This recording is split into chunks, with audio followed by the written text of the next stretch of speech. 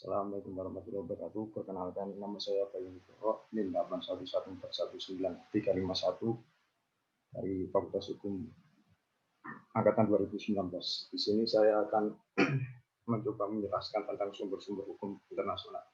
Yang pertama, sebelum kita masuki apa itu sumber hukum internasional, alangkah baiknya kita akan membahas tentang subjek dari hukum internasional. Subjek dari hukum internasional adalah negara, yang dimana menurut Konferensi Montevideo tahun 1933 terdapat tiga indikator negara, yaitu yang pertama adalah adanya wilayah. Wilayah ini menjadi sangat penting bagi sebuah negara karena berkenaan dengan bentuk kedaulatan dan juga penguasaan sumber daya alam, termasuk juga tentang penguasaan dari zona ekonomi eksklusif. Yang kedua adalah adanya pemerintahan yang berdaulat. Pemerintahan yang berdaulat ini sangat penting dalam sebuah negara karena di setiap negara pasti ada suatu pemimpin yang bertanggung jawab atas segala sesuatu yang ada di dalam sebuah negara, termasuk membuat kebijakan yang nantinya digunakan untuk kemakmuran seluruh rakyatnya. Yang ketiga adalah adanya rakyat. Rakyat juga sangat penting dalam sebuah negara, apalagi dalam negara demokrasi yang mana tonggak kepemimpinan tertinggi atau kekuasaan tertinggi ada di tangan rakyat. Di Indonesia sendiri sudah dijelaskan dalam pasal 1 ayat 2 Undang-Undang Dasar Negara Republik Indonesia tahun 1945 yang ini bahwa kekuasaan negara tertinggi ada di tangan rakyat dan dijalankan dengan representasi Dewan Perwakilan Rakyat dan Majelis Permusyawaratan Rakyat. Selanjutnya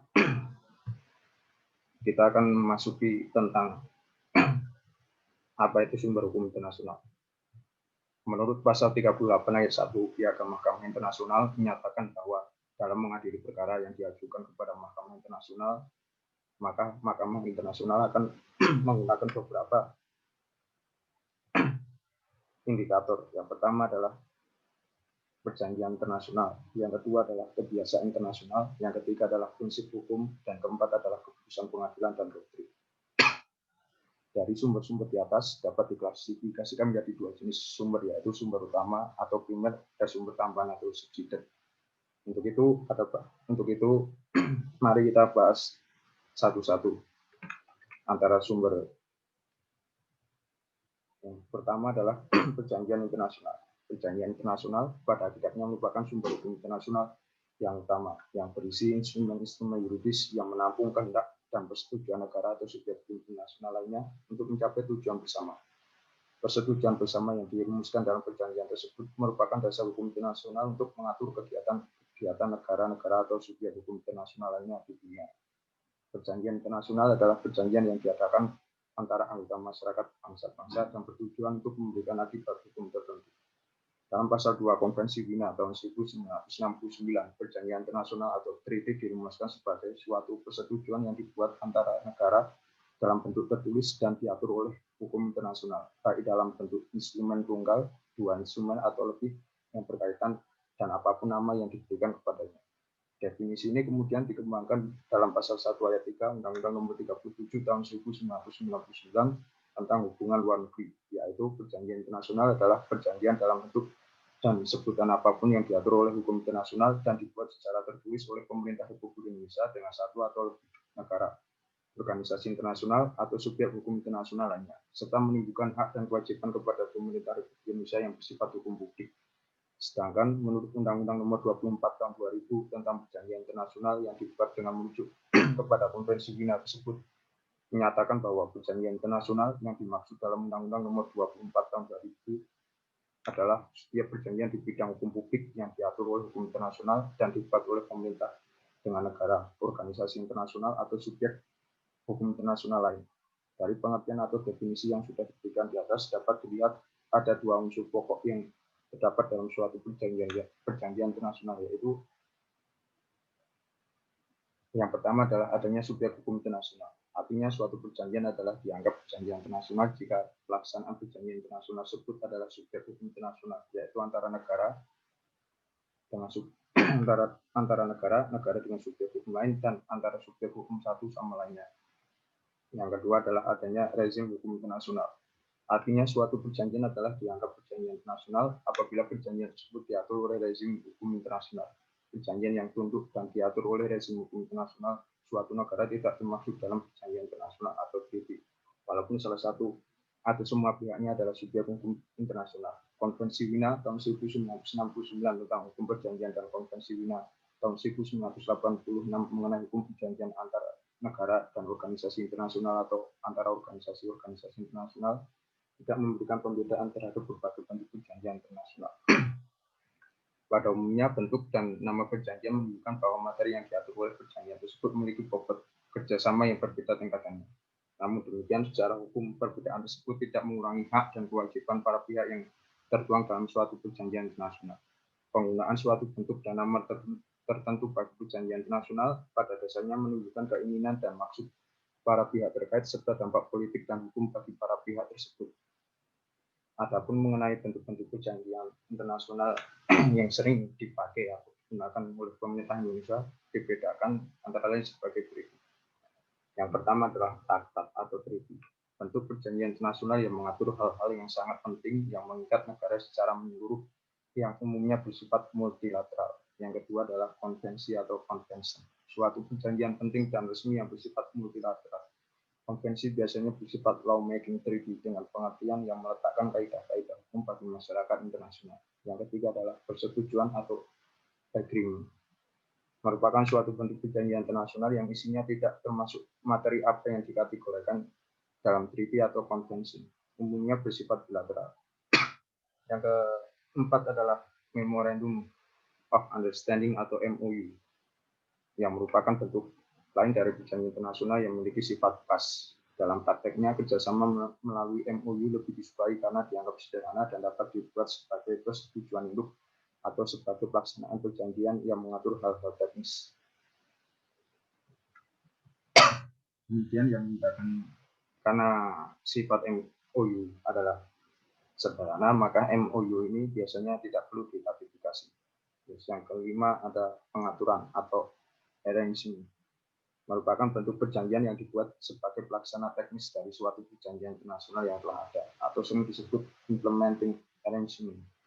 Yang keenam adalah agreed minutes or summary record or record of discussion, adalah suatu kesepakatan antara wakil-wakil lembaga pemerintahan penghasil akhir atau hasil sementara dari suatu pertemuan teknis. Bentuk ini banyak dipakai untuk merekam pembicaraan pada acara-acara kunjungan resmi atau tidak resmi, atau untuk mencapai kesepakatan sementara sebagai bagian dari rangkaian putaran perundingan mengenai suatu masalah.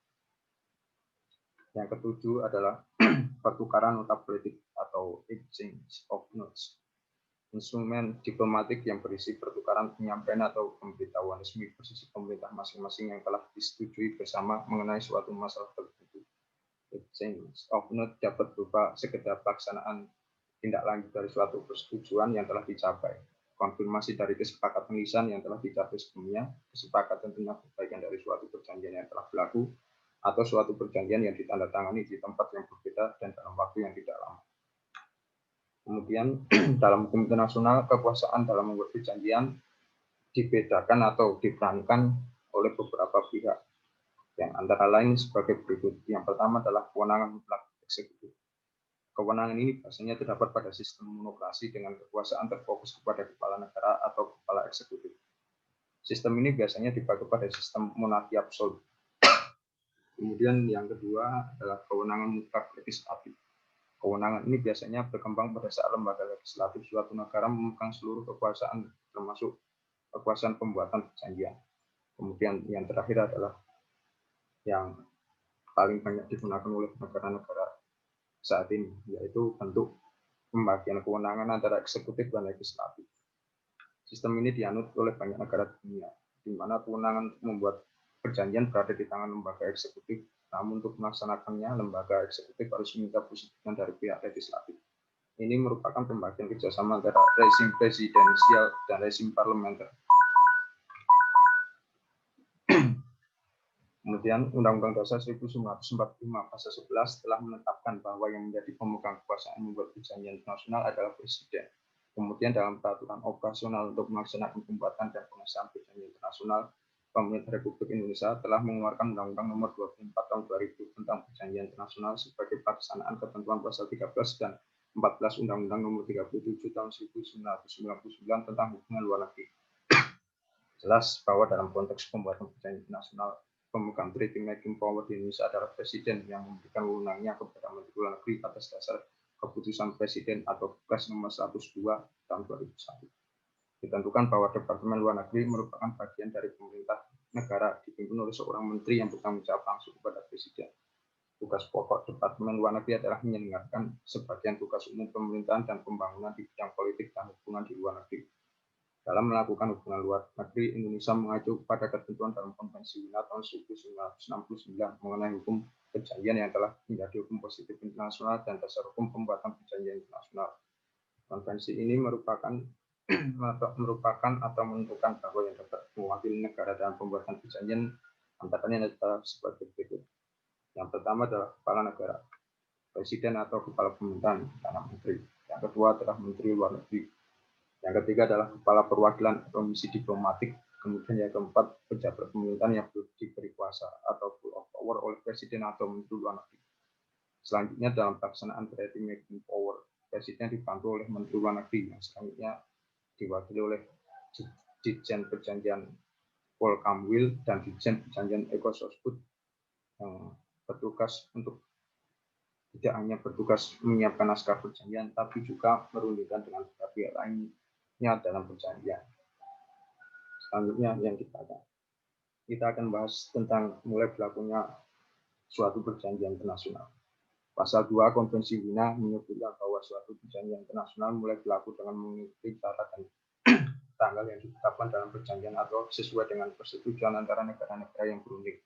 Dan mungkin juga suatu perjanjian berlaku segera setelah semua negara yang berunding setuju untuk diikat dalam perjanjian. Pasal 25 Konvensi Wina juga menyebutkan bahwa suatu perjanjian atau sebagian dari perjanjian diberlakukan sementara waktu sambil menunggu saat mulai berlakunya. Jika memang ditentukan demikian dalam perjanjian atau berdasarkan persetujuan negara-negara yang berunding. Pada dasarnya, dalam pelaksanaan hukum perjanjian internasional, kata sepakat para pihak dapat dibagi menjadi dua jenis, yaitu perjanjian yang langsung dapat berlaku segera setelah perjanjian ditandatangani tanpa perlu menunggu diratifikasi, dan jenis yang kedua adalah perjanjian internasional yang memerlukan ratifikasi sesuai dengan prosedur konstitusional yang berlaku di negara masing-masing pihak. Menurut waktu berlakunya, perjanjian internasional dapat dibedakan menjadi beberapa bentuk yang antara lain akan dijelaskan seperti berikut. Yang pertama, mulai berlakunya segera sesudah tanggal penandatanganan. Bagi perjanjian-perjanjian bilateral tertentu yang materinya tidak begitu penting dan biasanya merupakan perjanjian pelaksanaan, maka umumnya berlaku segera setelah tanggal penandatanganan. Sedangkan dalam perjanjian multilateral, hal ini jarang terjadi karena banyaknya para pihak dalam perjanjian tersebut. Berdasarkan praktek yang berlaku, perjanjian yang memakai klausa ini dibuat dalam bentuk arrangement, exchange of notes, MOU, dan lain sebagainya. Kemudian yang kedua adalah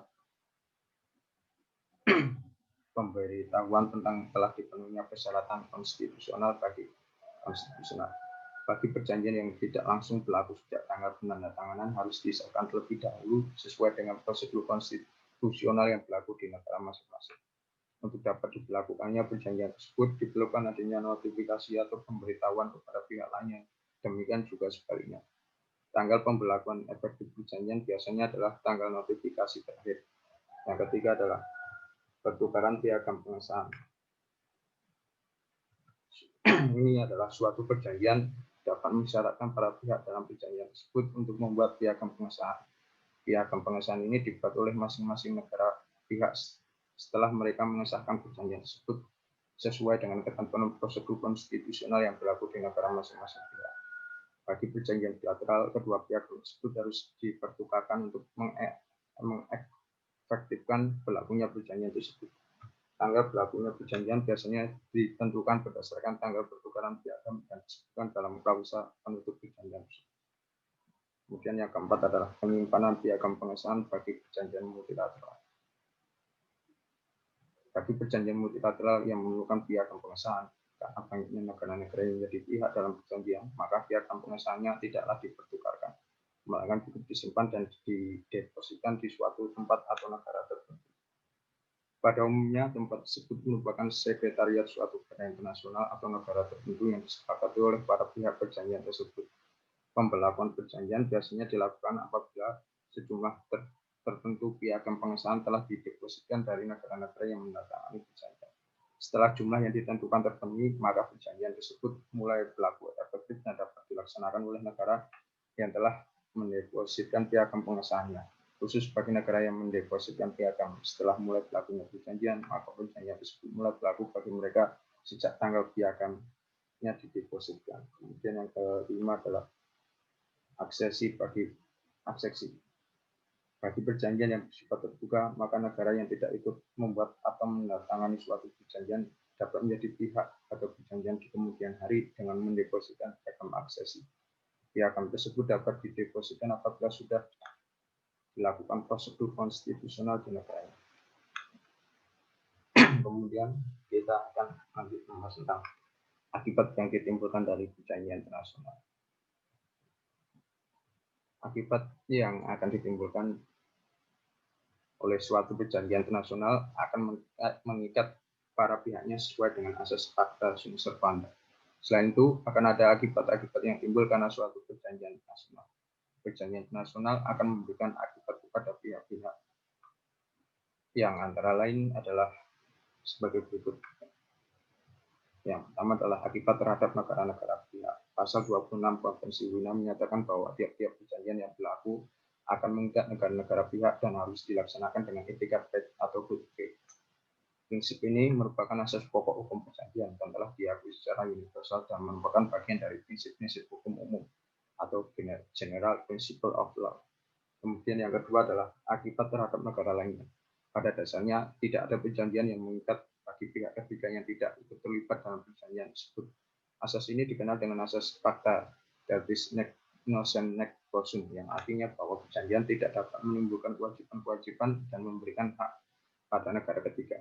Namun demikian, ada beberapa pengecualian untuk prinsip tersebut. Jika perjanjian yang dibuat mempunyai akibat kepada negara ketiga atas persetujuan mereka sendiri, perjanjian yang memang memberikan hak kepada negara ketiga, perjanjian yang dapat mempunyai akibat kepada negara ketiga tanpa persetujuan mereka. Kemudian yang ketiga adalah implementasi terhadap peraturan perundang-undangan nasional. Dengan adanya perjanjian internasional yang telah disahkan oleh suatu negara, maka akan dibutuhkan ketentuan-ketentuan yang menampung isi perjanjian tersebut.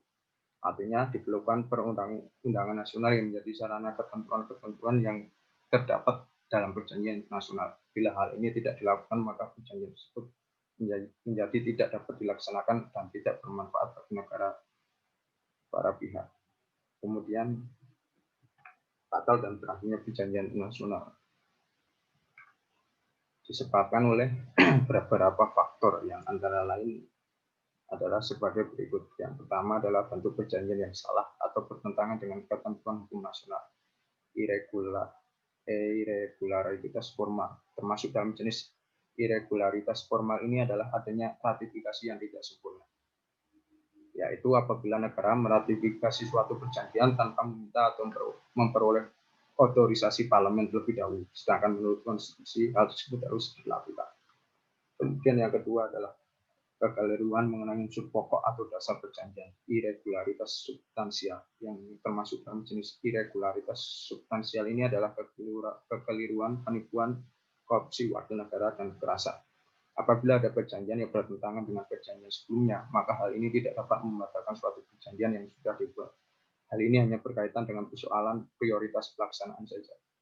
Sebagaimana disebutkan dalam pasal 103 Piagam PBB bahwa apabila ada pertentangan kewajiban antara anggota PBB yang berdasarkan piagam dengan kewajiban terhadap suatu perjanjian internasional lainnya, maka kewajiban terhadap piagam PBB yang harus diutamakan. Pembatalan suatu perjanjian internasional memberikan akibat bahwa ketentuan-ketentuan yang terdapat dalam perjanjian tersebut menjadi tidak mempunyai kekuatan hukum lagi. Apabila kegiatan telah dilakukan, maka para pihak harus mengembalikan kepada keadaan semula dan menganggap bahwa perjanjian tersebut tidak pernah ada sama sekali. Bila batalnya perjanjian karena adanya pelanggaran terhadap norma imperatif, negara-negara barat pihak hanya diharuskan untuk menyesuaikan diri dengan norma tersebut.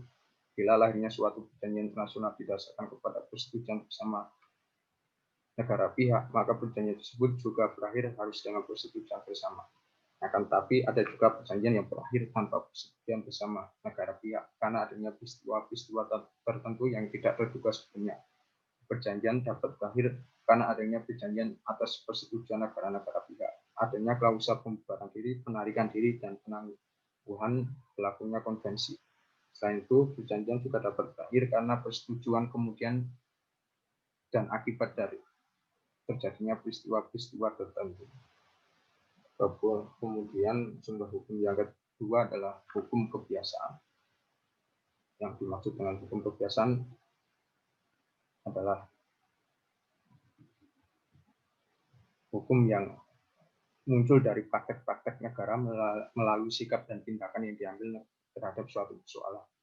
Bila suatu negara mengambil suatu kebijaksanaan dan kemudian diikuti oleh negara-negara lain dan dilakukan berkali-kali serta tanpa adanya protes dari pihak lain, maka secara berangsur-angsur akan terbentuk suatu kebiasaan.